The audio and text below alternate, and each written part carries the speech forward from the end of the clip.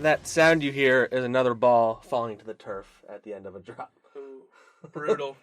The Eagles dropped the ball. I think it's not an official stat, but I'm pretty sure it was 7 times. And if it wasn't 7, it was 6 or 5. So there was definitely at least a handful.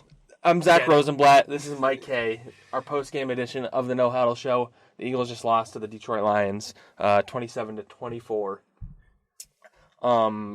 They needed to win this game. We talked about that, and they did everything possible to not. The Lions wanted to give it to him. Like they were like, "Hey, you guys can have this game. Like, what are you doing?" There's just so many situations where the Lions were like, "We don't want to win. We are not a good football team. Stop letting us win." But in the end, this Eagles team, it's just the same stuff. This feels like the same team as last year. I know the injuries, like you have to factor that in. These receivers aren't good enough to carry the load. Like that's just the reality. Nelson Aguilar's not a number 1 receiver. He made mistakes again. Costly. This one was more costly in a way because of the fumble. He fumbled it. We'll get into all of that, but so they lose this game, and now they're only going to be home once over the next 40 days. They go to Green Bay on a short week. Green Bay just won. They're a pretty good football team. They have a good defense this year, actually. The Jets is the only gimme on this schedule now because the Bills are even undefeated right now. So I mean, what do you just big picture? Not big picture, but what are you thinking about this team after this loss? This doesn't look like a Super Bowl contender, certainly. No, it's only going to get worse. This. I'm not saying the season's going to get worse, but the opponents are only going to get better. It only is going to get harder from here. Yeah, I mean, they've dug themselves a hole. They've shown that they can get out of holes in the middle of games and then still lose, but this is a sloppy team, and this is a team that can't put a whole game together. And when you can't put a whole game together, even every other game, you're going to lose a lot of football games. This is the second week in a row that they've lost a 1-score game because for a quarter and a half, they were just terrible. And I think when you look back at this game, you're going to see there were so many it wasn't even just the last 2 drives. No, the whole game they had opportunity after opportunity. The Miles Sanders run where he fumbled the second time. The first or the second one. Both of them. Same drive. Yeah, they were actually okay runs. Every time this team took 2 steps forward, they took 45 steps back. It was the most unreal thing. And the ironic thing is they scored on the first 2 possessions of the game. Yeah, so and I got some crap for this, but they started off strong. Look, they took the dysfunctional early demon off their backs, and then another ghostly ghoul of terribleness kind of popped its head up and was like, yo, you're just going to make a ton of mistakes. I mean, it was just all the problems they usually have on those first drive. They just, spread it out over the course of the game as opposed to in the beginning. And Carson looked good early on. I thought he played a pretty good game. The biggest takeaway for Carson this game is that he can only do so much, honestly. We're going to get into that. But. I gave him a B+ for this game, but when you look at the amount of drops, the penalties, the fumbles, these were drive killers, and there is a lot of blame to go around. There's blame on special teams, obviously, the kickoff return for a touchdown. It's one thing after another. that thing's not there. Right. And you know what's interesting to me, and now thinking about it, us talking right now, every time they got to celebrate something, the celebration was immediately cut short. Yeah. So they block a field goal at the end of the game. Immediately they have a penalty. Great play. Yeah. And then he gets called for a block in the back. Oh, that was Jenkins that did the block in the back? I believe so, yes. We'll recheck that with our statistician. But then they had the third quarter touchdown where they were able to kind of find it was a penalty on Malcolm. Yeah. They had the third quarter touchdown where they scored, and then immediately the defense gave up another touchdown drive to the Lions. The first field goal, they were really that was something worth acknowledging and saying, look, they started off strong. That's a good sign. But immediately, the special teams group gives up a kickoff for 100 yards and a touchdown.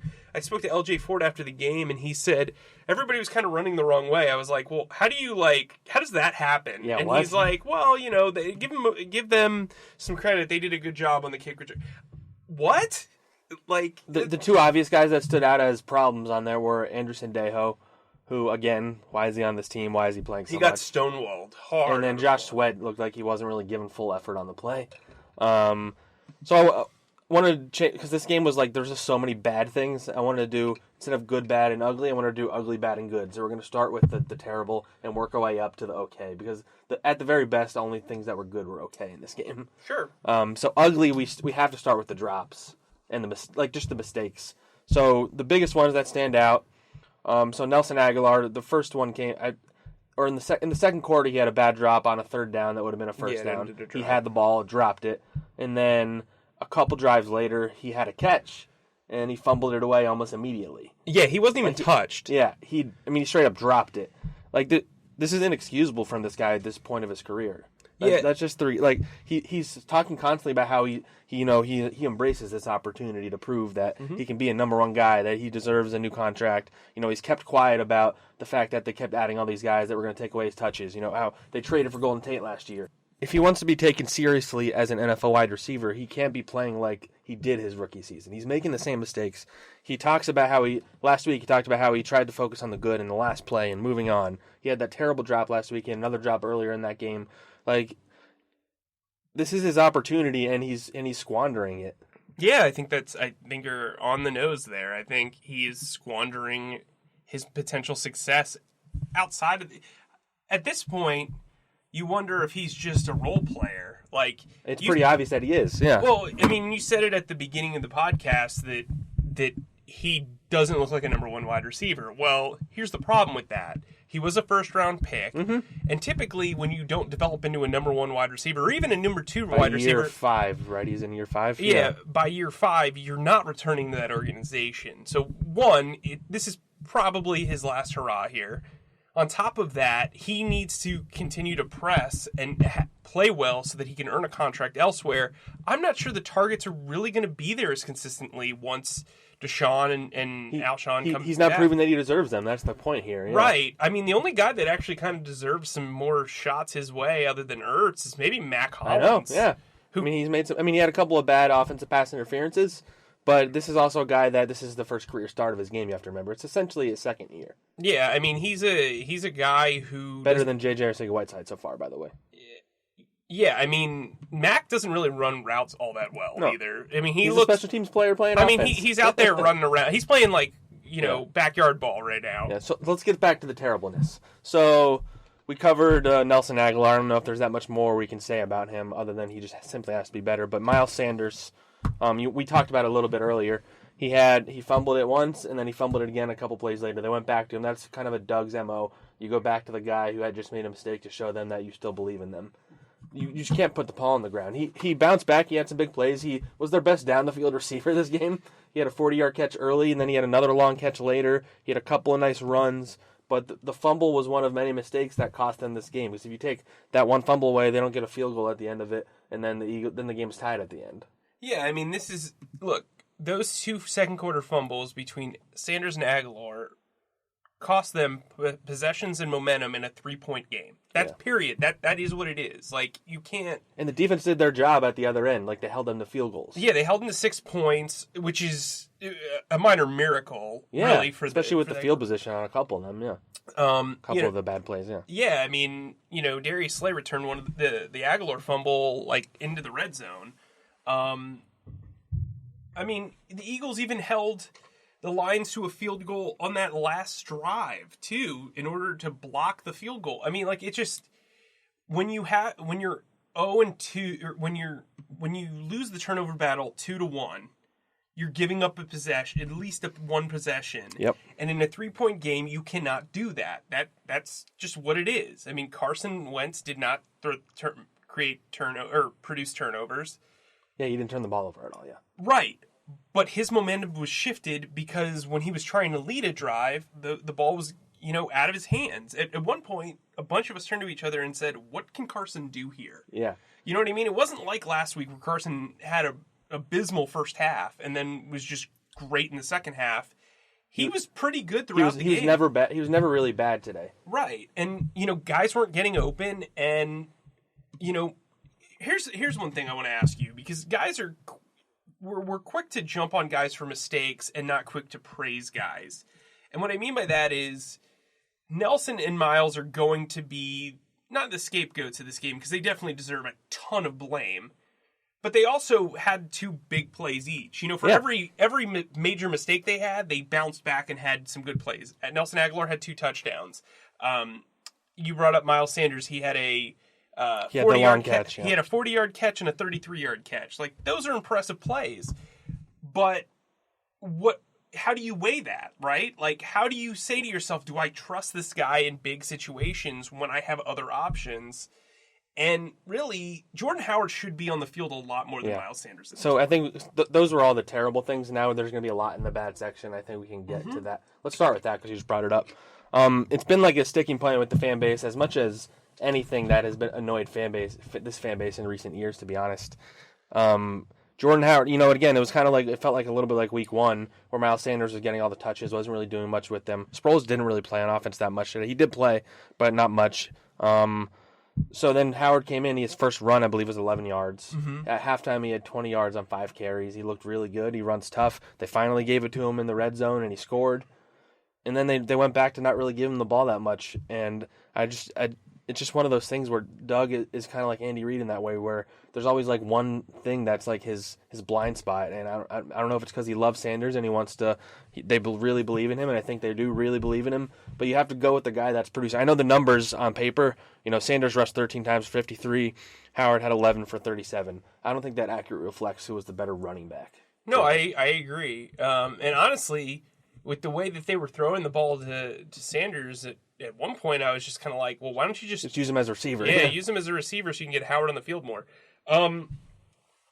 Listen, Howard is a guy that, for all of his faults, can get the job done and build some momentum and get your offensive line going. And I think they need to, especially now on the road, they're going to face this Packers team, not to look too far in advance, but like they need to start building momentum with the run. Like, they have no choice. And so we've seen Miles in 3 separate games not build momentum as a runner. Give it to Jordan Howard. Like, I mean... He at the very least, he's going to get you chunks of yards. And, right. Maybe he won't get you the 15-yard to 20-yard runs, but he'll get you some first downs when it's 3rd and short. And he'll follow his blocks. Yeah. He knows what he's doing, at least. Like, right. Sanders will get there, but the thing is, like, the ball carrying was a problem for him coming out of college, by the way. And this was his first real bad moment where it's like, okay, he's still developing in that area. I should say, just to retract Ugly again real quick, we didn't mention 2 drops that were pretty bad. The Dallas Goedert one in the end zone. Touchdown. It was as easy as a touchdown catch Dallas Goedert could possibly have, considering where they were in the field and all that. And he just straight up dropped it. He only played in the second half. He mentioned that they were like trying to ease him in because I don't know if he was 100%. So clearly, I think they were panicking a little bit, playing him. He had he let up a sack at one point too. He probably shouldn't have played in this game. He dropped that. It was really, really bad. And the other one was J.J. Arcega-Whiteside. It wasn't as blatant, but he dropped the last pass of the game, which would have been a first down, a 4th down. It was 4th and 15 or something like that, and the game ended after that. Like, he's a rookie, so they had to rely on him. I think we're finding out that just because he went to Stanford and looked good in training camp, that maybe he's not as ready as we thought he was. Yeah, I mean, that would have been a game-winning touchdown. That is what it is. In 2 games, he's got 2 catches for 14 yards. Yeah. That's a problem. He also couldn't get open at all. Like, there were points in the game where I studied him specifically. And by the way, the rookie thing's not a great excuse either, because you look around the league, there's a lot of rookie receivers who were drafted both right before him and after him that are playing really, really well right now. This wasn't a good game for the rookies. No, any of the rookies, really. Dillard got banged up, but I'm not sure if he was going to come back in because Peters left with an illness and then he came back. So yeah, funny how that happened. Yeah, man, this is there's so much blame to go around. Doug Peterson said this, but like the rookies just aren't adding. You know what I mean? They're not supplementing this offense. And I think that's a problem because there was so much optimism about, especially the 2 second-round picks, and when they can't contribute in a positive and consistent way, what is your offense added? You know what I mean? And with Alshon and Deshaun not in this game, I think Alshon will play next week. He has Thursday. A better chance of playing than Deshaun, at least. Oh, certainly. Yeah. But I think he'll play on Thursday. The thing is, they'll probably only have like 1.5 practices this week. Yeah, they'll practice Tuesday, and then they'll hit the road, and they'll have a walkthrough in Green Bay. Yeah. Yeah, but look, I think this is a rough turn of events for this team, especially for their young players. But I do like the way that every single one of them battled back. I think that's an encouraging sign. I also think a short week is helpful for a team like this, especially with young players. They don't have to focus on it too much. But realistically, they have to turn a lot of things around, and I don't know how you coach up young players this quickly for them to now go on national television on a Thursday and try to sneak out a win. This will be an upset win if they can get this win. You know what I mean? So the line, what sounds crazy to me, opened at Packers -3. That's crazy. That's insane. That should be a -9. Somebody was drunk at the wheel on that one. So let's get into some more bad. The pass rush. So they now have 2 sacks in 3 games. And it's something like 140 pass attempts or something like that, or 130 pass. Like that. Like I get that sacks aren't everything, which is what the coach is trying to tell us. Only when they're not getting the sacks. But that's just that's inexcusable. And so Fletcher Cox didn't even have a tackle today. Carson Wentz and Cameron Johnston had more tackles than him. Which there's a way of disrupting without his way of disrupting doesn't always necessarily involve him getting stats. But that says something bad. The defensive end still didn't get any sacks.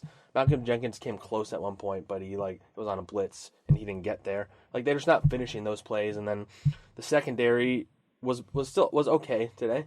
Like there wasn't Ronald Darby struggled in the beginning of the game, by the way, but he left at halftime. Well, to your point, when you can't get to the quarterback, he has plenty of time to throw the ball and find his second. Yeah, so there's only so much those guys can do. At one point, Stafford, I tweeted out that he was dancing with the stars. You remember that one play where he literally was just walking around aimlessly? It's like when Madden has a glitch and the quarterback's holding the ball and shaking, and as he's going to the side. Everybody was missing him. Like it was. Yeah, it was like a.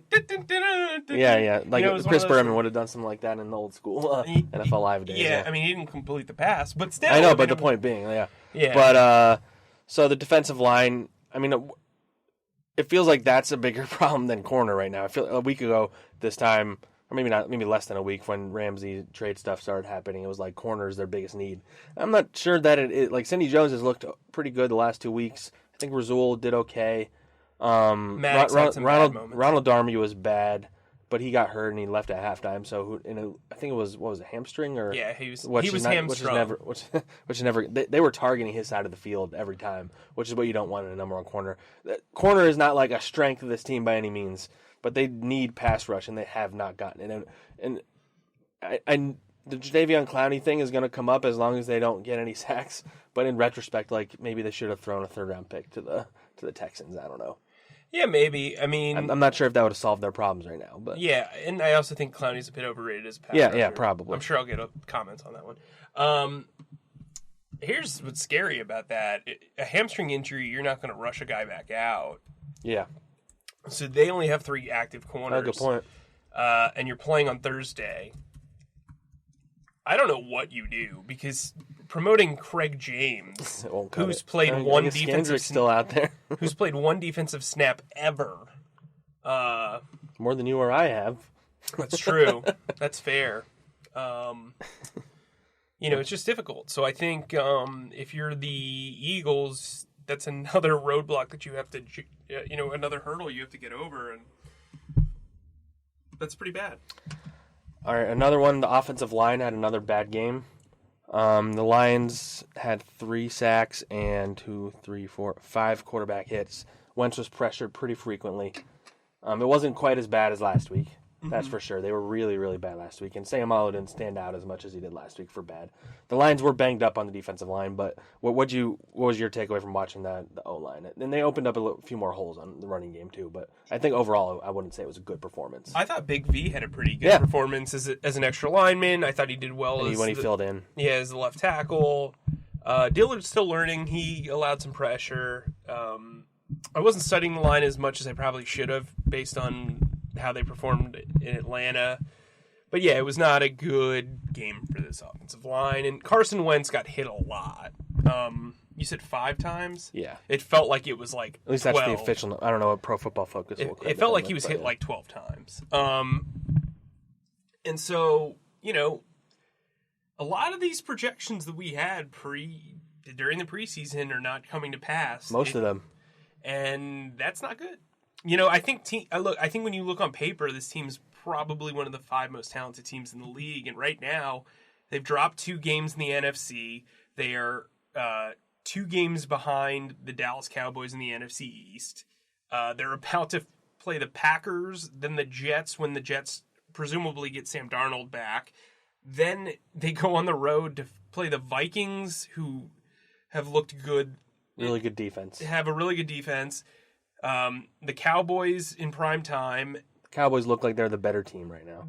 Because they are. And the Bills are undefeated. Yeah, and then the Bills on the road. And then you've got the Patriots, the Seahawks. Well, it goes Bears, by Patriots, Seahawks. So, just because you're coming home, it doesn't get any easier. Yeah, this could really fall off. Yeah. We're going to find out if this team is a Super Bowl contender over the next 8 weeks. And I think, we said Carson couldn't do everything in this game, or he, there was nothing he could do. He's really got to step up. It's abundantly clear that this team isn't as talented offensively as perceived. And so Carson, wanting to be a top 5 quarterback, fans wanting him to be a top 5 quarterback, you need to be able to see him take over games. He didn't really take shots in this game. No, he didn't. There were the 2 throws to Sanders, and one of them you could argue was pretty far off because the running back had to make a play on the ball. It's just not, it's not getting easier. And so it's hard to feel comfortable and confident with what the product this team has put out because, there's the second half where they've got a bunch of home games. They get to play the Giants twice. They get to play the Redskins again. They get to play the Dolphins. But realistically, if you're coming into the second half of the season and you're 3-5, none of that matters. So, to talk a little more about Carson Wentz. So this morning I wrote just some final thoughts before the game, and one of my main points was about how if Carson Wentz wants to be considered a elite quarterback, if he wants to be viewed as a Tom Brady and Aaron Rodgers and more than a Dak Prescott, he needs to win when all the odds are stacked in his favor. Stacked against him. Not in his favor. Yeah, not in his favor. He needs to elevate the players around. The drops, this was a very, tough game to evaluate Carson Wentz, I think, just because of the way everything happened around him again. But at a certain point, it has to come back to the quarterback. And if he wants to be looked at, he can be a good quarterback, and the Eagles can be fine with a good quarterback. But they're paying him to be the quarterback, and they're paying him to be a Tom Brady, and he thinks he purports himself to be that good. And Tom Brady has made players better around him for years. Aaron Rodgers is as good as any quarterback in NFL history at making something out of nothing. Sure. And that's what Carson Wentz looked like in 2017, but that team was perfect in so many ways. And even in the way they played and the way they won. And at a certain point, we have to take a step back and decide, is Carson Wentz the elite quarterback? Are we putting too big of high expectations on him? Because so far this season, and I know last season he was banged up, but at a certain point, everybody's always saying, there are either people who are you're making too many excuses for him, or there are people who are you're blaming him too much. And they're at a certain point, we have to come in the middle and realize that this is just maybe who he is, that he's good. Until he proves us otherwise, he's just good and not great. And that's something that Lions fans deal with. Matt Stafford is a good quarterback. He is not a great one. People are starting to wonder if Matt Ryan isn't a great quarterback because he has struggled mightily this season. It is only 3 games in. We've seen this team just kind of win games that they shouldn't all the time. This feels like deja vu from last season. It does a little bit. And in order for them to kind of keep pace, they really need to win this game against the Packers. And it's unfortunate because the Lions game seemed to be the easier matchup on paper. And they're not going to come away with this win because they lost, obviously. Sorry, that was a weird way of wording that. But, from an analysis standpoint, there's only so much you can kind of look into this game. Doug seems shell-shocked after the game, just not from he was shocked about the outcome, but more of how did they lose this game? Because there were so many I joked in the beginning of the game, the Lions really were so we mentioned it briefly, but so the field goal block, they didn't score off that, and like you said, there's a penalty there, and it's just every good thing, it's 2 bad things, and the Lions like Matt Stafford threw the ball 32 times and only had 200 passing yards. If you take away one bad 44-yard rush that the Eagles gave up to J.D. McKissick, who I didn't know was still in the league, they would have given up 42 rushing yards total. Like, their rush defense has been pretty good, actually. But it's like moments like that. It's like these are things that weren't happening in 2017. Just like last season wasn't the same as 2017. It's only week 3, but we're getting close to the point where you have to accept that this isn't 2017 either. Yeah, I mean, they held... Look at the stats. They held Galladay to 2 of 8. 2 catches for 17 yards. Amendola both of those were on Darby in the first half. Right, and Amendola had 4 catches for 37 yards, but they let Marvin Jones, a guy who we talked about in the other... in our... That he's an underrated guy. Yeah, he's an underrated guy, and he really had a ball game, 101 receiving yards and a touchdown. So... Again, I don't know where you go. Like, the tough part of this is I don't know where you go from here when you're going to play the Packers. Yeah, it's not like they can make a big change in where it makes an impact this week. Right, and again... And you can't, 1-4 is going to look real bad. Yeah, I mean, Jernigan's almost definitely missing that game. Jackson's probably missing the game. I would say Jeffrey's maybe a good Corey shot. Clement maybe makes it, but I don't know how much of an impact he's going to make. Yeah, I don't think it really matters. And then, if Darby can't play... It's fine to rely on those young guys, but you're one injury away from Craig James. That's not a good even like getting Camus back, if he does come back, would be good, but he still hasn't played in a long... He hasn't practiced, and he's only going to have 1 practice. So that's why I even question if that's even a realistic possibility. Well, and Nate Gary's actually played a little bit better the last couple of weeks. He has. And Nigel Bradham has not. He didn't impress me again. There was a play where... I made the joke, so there was a play where if he had just turned around, he would have intercepted a pass. Mm-hmm. But he famously drops all balls that come to him, so maybe he just decided that he knew he wasn't going to catch it. And technically it was space guarding, so they challenged it. And they determined it wasn't. Yeah. But it was. It was. I'm sorry, it was. And I know you kind of alluded to this before the season and after week 1, but like he's just not that good. He's not. Or anymore, at least. I don't know if he's fallen or the foot stuff or the toe stuff has affected him, but I don't imagine he's on this team next year. No, not at all. Another thing is, so they tried some stuff inside with Vinnie Curry and Brandon Graham and still were not able to create pressure, and I think that that's a massive problem. Yeah. And then we as spectators take both their abilities, as granted, for granted. I don't know. I don't know how you create the pressure. Like, it's not. They were playing Akeem Spence a lot today, by the way. Yeah, they were. It's weird. Which, like I said the other day, if he's 6'1", I'm 6'3", or 6'5". I don't know. He's short is what he's trying to say. Yes, that is what I'm trying to say. What I will say, the encouraging part of all this is they've only lost these 2 games by 7 points combined. And so if that's what you have to hang your hat on, go for it. Doug Peterson said this loss will not define their season. He also said that the week before. We heard that every week last year.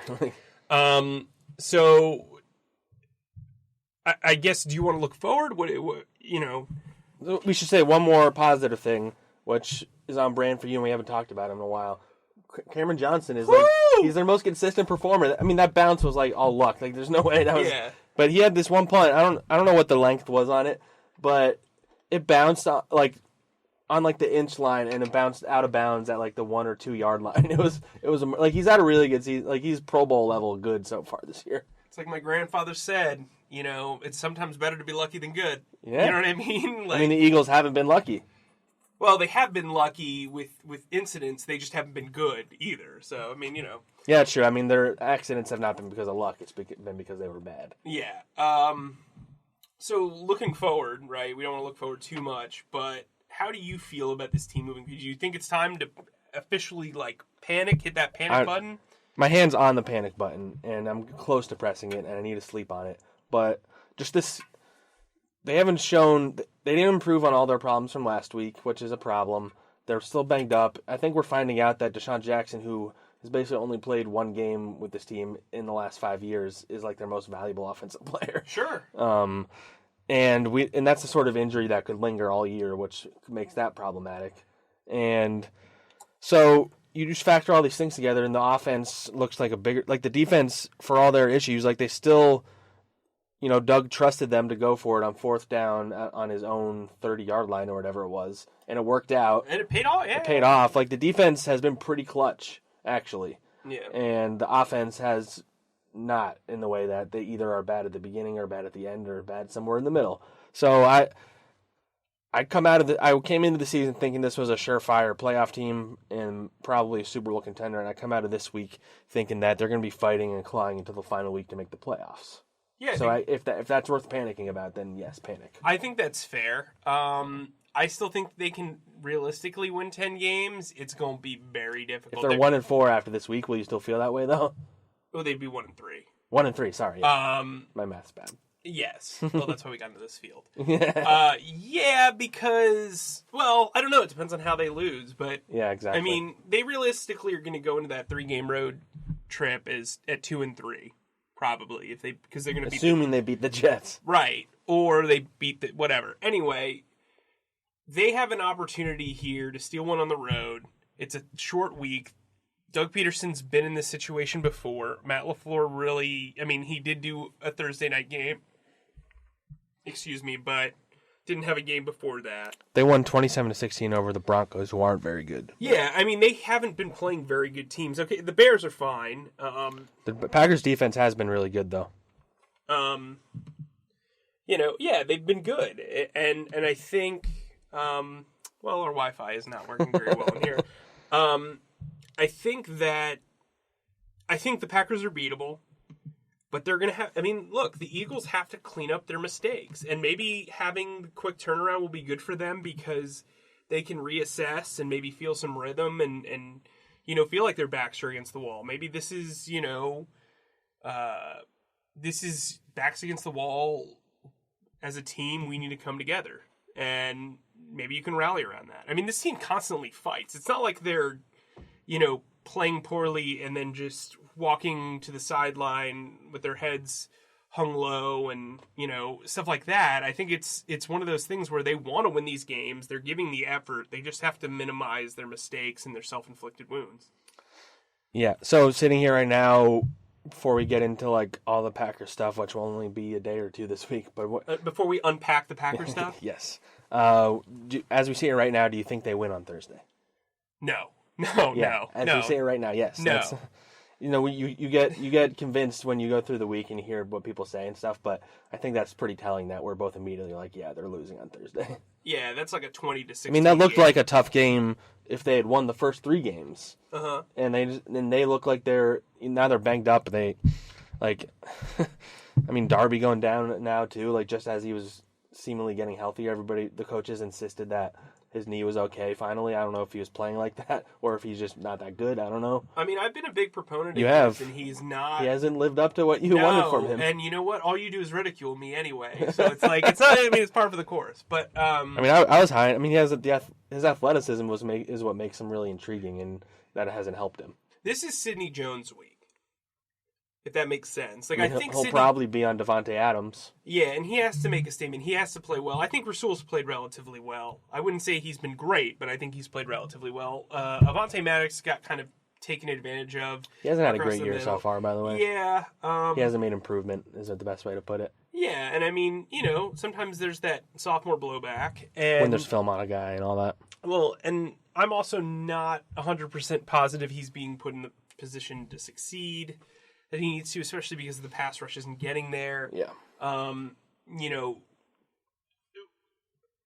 think this defense has some clear weaknesses, and teams are exploiting them. And I think Schwartz needs to adjust. You and I both defended him, consistently. And his thing is, it's fine to give up a bunch of yards, but if you stop guys in the red zone, that's fine.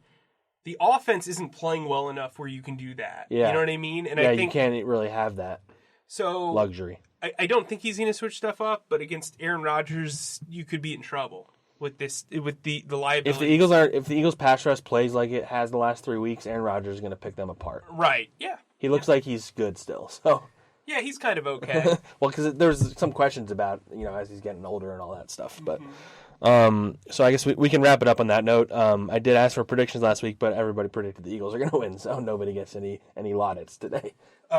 So I believe that our preview and our midweek show will be combined on Tuesday. Yeah, because it's a short week. Okay. And we'll have a nice late, if you're up at like 3 a.m. podcast, I'm sure, on Thursday, or 2 a.m. Or maybe we'll just wait and not try to kill ourselves over a Green Bay game if they get blown out. But whatever. If they get blown out, we'll see. We'll see. All right. Well, then we need to yell about who's at fault.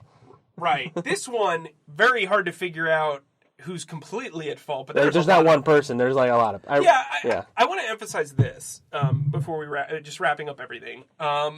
Doug Peterson is very good about not throwing people under the bus. And he had every right to just specifically name everything and name every player. Even if he just blamed it on the drops. Right. But he really, he made it sound like there was a correlation of everything, which is 100% accurate. I mean, it wasn't just special teams. It wasn't just offense. It wasn't just defense. It was all, this was a cocktail of terribleness. And it really was just...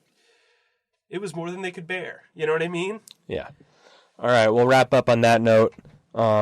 Thanks for listening, guys. We'll have, like we said, another podcast 2 this week at least.